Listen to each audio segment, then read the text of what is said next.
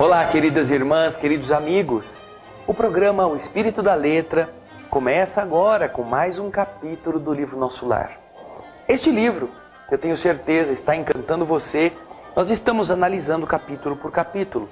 Em cada programa procuramos extrair da letra aquilo que André Luiz pôde transmitir com informações que, quando a gente passa com pressa, nós não avaliamos nem apreendemos.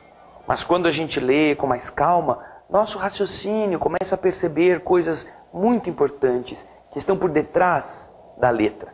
Por isso que o nosso programa tem esse título, O Espírito da Letra. Então, hoje estaremos abordando um capítulo muito interessante. É o capítulo 31º. O capítulo cujo título é O Vampiro. Vampiro? Será que é o Nosferatu? Tem aquele vampiro famoso, o Drácula. Será que são estes? O vampiro? Mas o Espiritismo não fala desse negócio de sugar sangue, morder o cangote, nada disso. O vampiro que você vai encontrar aqui, neste conceito espiritual, é um pouco diferente e é mais sério. Não porque tenha ligação com o sangue, mas porque ele vai estar vinculado a condutas que às vezes nós encontramos com muita facilidade na Terra. Bem, André Luiz estava ouvindo uma conversa, depois de eles terem ido lá com a Paulina no capítulo 30, eles ouviram um burburinho, ouviram uma confusão, uma falação. André Luiz foi então ver o que estava acontecendo. Quando ele se dirigiu para o local de onde vinham os ruídos, aquela falação, porque instintivamente ele foi ver o que era que estavam precisando, em direção àquele som, Narcisa diz a ele: não, André, acompanhe esse texto, está logo no começo do capítulo 30, porque já é uma revelação importante. Quando fomos atender a 2 enfermos, no pavilhão 11, escutei uma gritaria próxima. Fiz instintivo movimento de aproximação, mas Narcisa deteve-me e disse: não prossiga, André. Ali se localizam os desequilibrados do sexo. Espíritos, que na Terra foram aqueles que usaram da sexolatria, vamos dizer assim. Foram aqueles que usaram do sexo como uma coisa assim, desenfreada, desequilibrada, e que contaminaram-se com pensamentos de baixo teor dentro desta prática de algo tão sublime que é o sexo, mas sem o devido controle. Então Narcisa diz para o André: veja só, André, não entre aí. Aí estão os desequilibrados do sexo. O quadro seria extremamente doloroso para os seus olhos. Guarde essa emoção, André, para mais tarde, quando você estiver mais preparado. André então se contém, não é? Começa, as minhocas a trabalharem aceleradas dentro da sua cabeça. O que será que tem aí dentro que ninguém pode ver, ou que eu não posso ver, que eu não aguento? Mas ele lembrou da dona Laura, que disse para ele: calma, André, mais para frente você pergunta, agora vá aprender. Era o primeiro dia que ele estava ali fazendo hora extra, imagina? Então, mas logo depois das 21 horas, 9 horas da noite, alguém chegou lá do fundo do parque, onde ficavam as câmaras de retificação. E você vai ver o texto. Era um antigo servidor, muito humilde, que ali prestava um serviço de sentinela. Então, a Narcisa recebeu o servidor com gentileza e perguntou: o que há, Justino? Por que você veio aqui? Qual é a sua mensagem? O operário que estava ali integrando o corpo das sentinelas das câmaras de retificação respondeu aflito: venho dizer para a senhora, venho participar-lhe, que uma infeliz mulher está pedindo ajuda no grande portão que dá para os campos de cultura. Creio que ela tenha passado despercebida aos vigilantes das primeiras linhas. Ora, então Narcisa pergunta para ele: e por que você não a atendeu? O servidor fez um gesto de escrúpulo assim: ai, não posso fazer isso. E ele respondeu: segundo as ordens que nos regem, não pude fazê-lo, não pude atender essa mulher, porque a pobrezinha está rodeada de pontos negros. O quê? O quê, Justino? Pontos negros? Que me diz você? Sim, senhora. Então, respondeu Narcisa, o caso é muito grave. E eu, André Luiz, curioso, segui a enfermeira através daquele campo enluarado. A distância não era pequena, mais de 1 quilômetro. E lado a lado eu ia vendo o arvoredo tranquilo, o parque extenso, agitado pelo vento, calmo, caricioso. Havíamos percorrido mais de 1 quilômetro quando chegamos a uma grande cancela, a uma passagem que limitava o ingresso, aonde estava a mulher que se referira o trabalhador. E então estivemos diante de uma miserável figura de mulher que implorava socorro do outro lado. Eu, diz André, nada vi, senão o vulto da infeliz, coberta de andrajos. Rosto horrendo, pernas abertas em chaga viva. Mas Narcisa parecia conseguir ver outros detalhes imperceptíveis ao meu olhar, dado o assombro que estampou-se na fisionomia dela, geralmente calma, geralmente controlada. E aí, aquela mendiga bradou do outro lado: filhos de Deus, dai-me abrigo à alma cansada.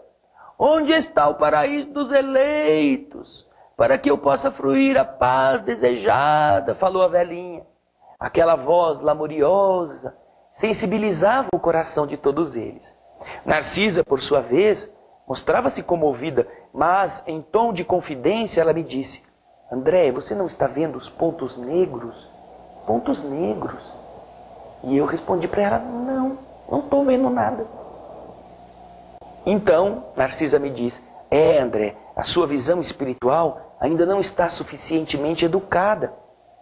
E depois de uma ligeira pausa, ela continuou: olha, se estivesse em minhas mãos, eu abriria imediatamente a nossa porta. Mas, quando se trata de criaturas nessas condições, eu não posso resolver nada por mim mesma. Vou ter que recorrer ao vigilante-chefe em serviço. E assim dizendo, aproximou-se da mulher e informou fraternalmente: olha, minha irmã, por favor, espere um pouquinho, nós já voltamos. E então, Narcisa e André vão em busca do vigilante-chefe. E então, nós vamos em busca do nosso primeiro intervalo. Daqui a pouquinho a gente volta com a Narcisa, o vigilante-chefe e essa mulher aparentemente pobrezinha, pedindo ajuda na entrada daquelas câmaras de retificação. Fique conosco, a gente já volta.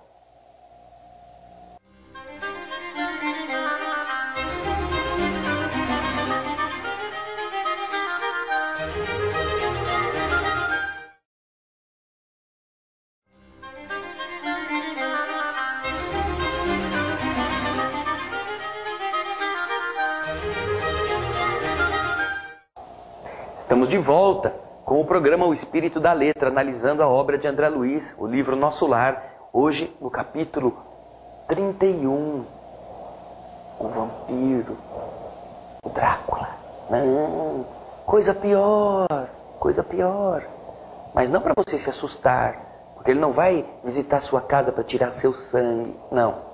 Você vai ver por que os espíritos consideram estas almas assim, nesta condição. André Luiz volta com Narcisa de novo, 1 quilômetro e pouco, de volta lá para as câmaras de retificação. Lá elas vão entrar em contato com o diretor das sentinelas. André Luiz fala que foi a primeira vez que ele esteve em contato com ele. Narcisa apresentou-me e notificou ao diretor a ocorrência. Olha, senhor, tem uma mulher lá, toda cheia de bola preta em volta. E eu então vim falar com o senhor, porque eu não sei o que fazer com ela. E então o instrutor, que se chamava Paulo, este que era o chefe do serviço de vigilância, disse a ela: fez muito bem, Narcisa, comunicando-me o fato. Vamos até lá para ver. Foram os 3 de novo, mais 1,5 quilômetro, 1 quilômetro e pouco, até o local. Chegados à cancela, o irmão Paulo, orientador dos vigilantes, examinou com atenção a recém-chegada do umbral e lhe disse: esta mulher, por enquanto, não pode receber o nosso socorro. Trata-se de um dos mais fortes vampiros que tenho visto até hoje. É preciso entregá-la à própria sorte. Veja só, um espírito cuja função é de vigiar, de tomar conta, de supervisionar o serviço de sentinelas naquela comunidade, está vendo uma entidade aparentemente pobrezinha, velhinha, lamentosa, toda cheia de feridas, e disse: esta entidade não pode passar para cá. Nós não podemos deixar. Aí, né, o que faz o André? Como qualquer um de nós, não é? Onde já se viu? A casa de Deus é casa de todo mundo e não vai atender essa coitada. Ai, senti-me, acompanha o texto aí, olha. Senti-me escandalizado. Não seria faltar aos deveres cristãos, abandonar aquela sofredora ao azar do caminho? Narcisa, que me pareceu também achar a mesma coisa, ter a mesma impressão, tomou a frente suplicante e disse: mas irmão Paulo, não há um jeito da gente acolher essa miserável criatura nas nossas câmaras? Olha só, a velhinha ainda tentou advogar a dificuldade da mulher. E o irmão Paulo respondeu com seriedade: permitir esta providência, esclareceu ele, seria trair minha função de vigilante. Minha função de vigilante é a preservação do equilíbrio do nosso ambiente. Deixá-la entrar seria trair isso. E ao indicar a velha mendiga, que esperava pela decisão, gritando impaciente, ele disse para a enfermeira: Narcisa, você já notou alguma coisa além dos pontos negros? Você vai ver a imagem aí do projeto Imagem, que foi produzida exatamente para ilustrar esta obra, graças à iniciativa do nosso querido irmão Américo Sucena, mostrando esta cena.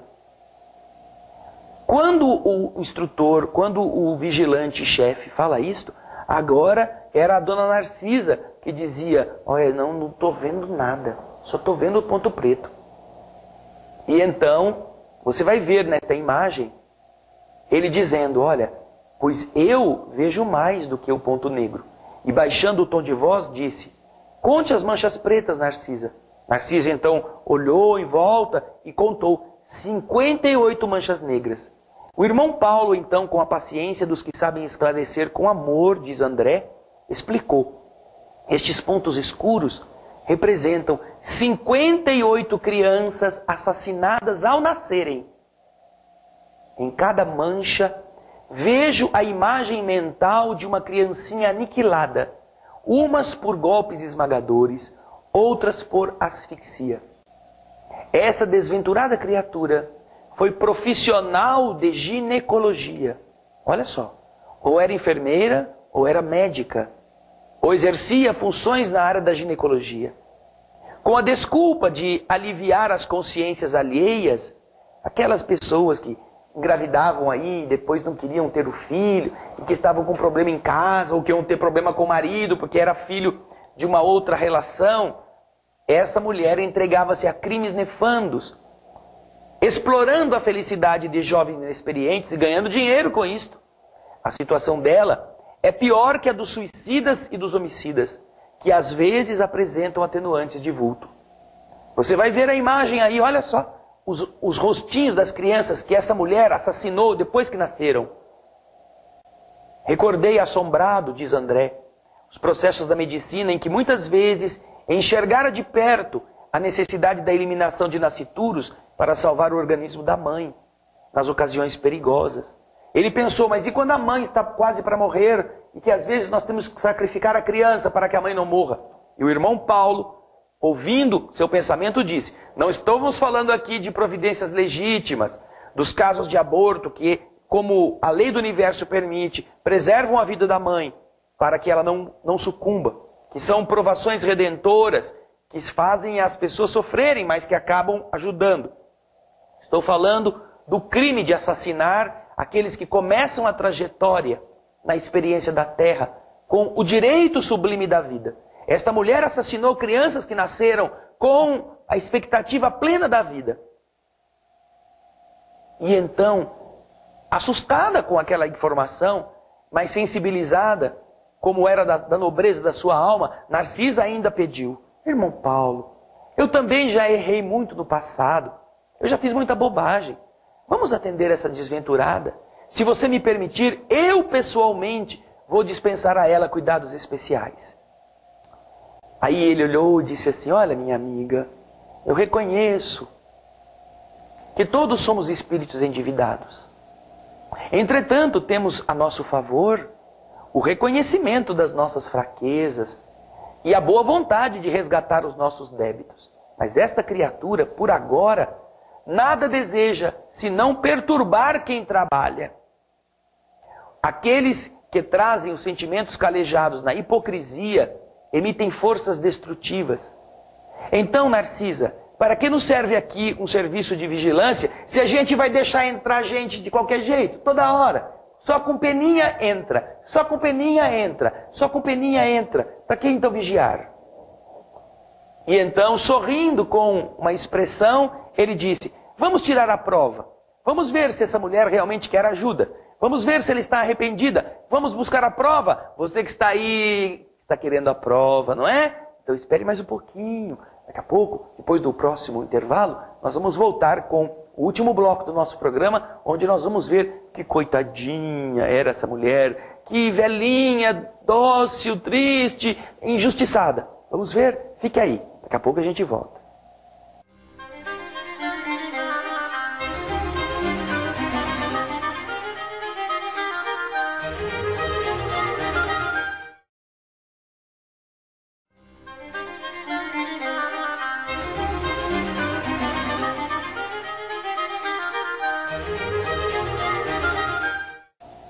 Estamos de volta com o último bloco do programa O Espírito da Letra, analisando a obra de André Luiz, o livro Nosso Lar, hoje com o capítulo 31, cujo título é O Vampiro.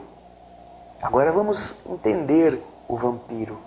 É aquela mulher, aquela velhinha, aquele espírito, assim todo machucado, todo desgrenhado, todo mal ajambrado, está pedindo ajuda. E o vigilante-chefe vai até a cancela onde ela não podia passar sem autorização, e diz: esta mulher não pode entrar. Aí a Narcisa tenta ajudar, tenta advogar a causa da coitada, dizendo que eu mesmo cuido dela, e ele diz: não, não pode, essa mulher não quer ajuda, ela só quer atrapalhar os que trabalham. E olha, se você quiser, veja só como é verdade, vamos buscar a prova. Então, veja só o que o vigilante-chefe fez. Aproximou-se da pedinte e perguntou a ela: que deseja você, minha irmã, do nosso concurso fraterno? E a velhinha, lacrimosa, respondeu: socorro, eu quero socorro, eu só preciso de socorro.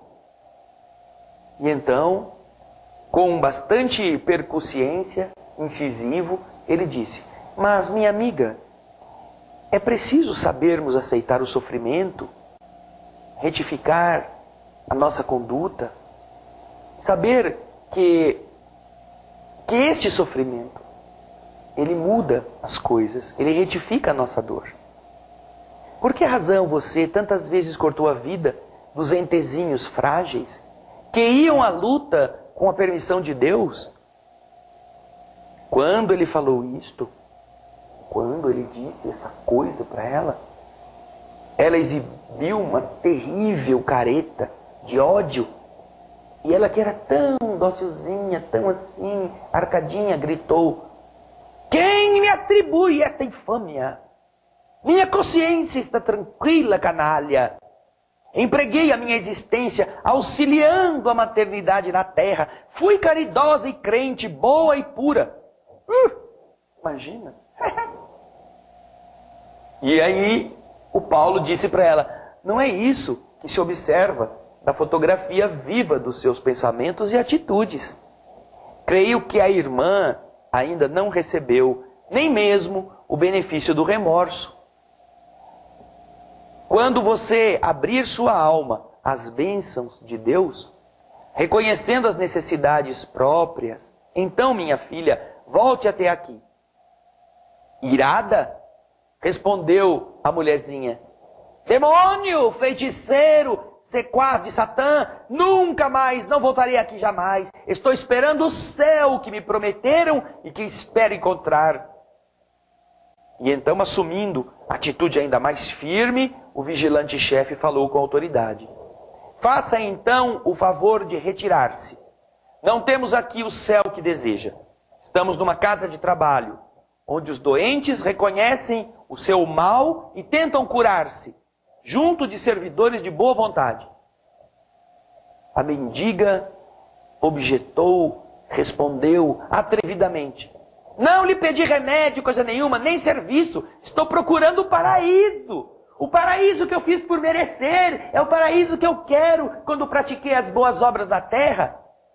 E endereçando a todos nós, dardejante olhar em extrema cólera, perdeu o aspecto de enferma, claudicante, aquela enferma que parecia tão fragilzinha, retirando-se a passo firme, como quem permanece absolutamente senhora de si. O irmão Paulo acompanhou-a com o olhar durante longos minutos e, voltando-se para nós, acrescentou: observaram o vampiro? Exibe a condição de criminosa e declara-se inocente. É profundamente má e afirma-se boa e pura.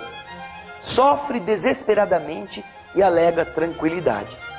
Criou um inferno para ela mesma e afirma que está procurando o céu. Diante do silêncio com que ouvimos a lição, o vigilante se calou. E nós, não é? Agora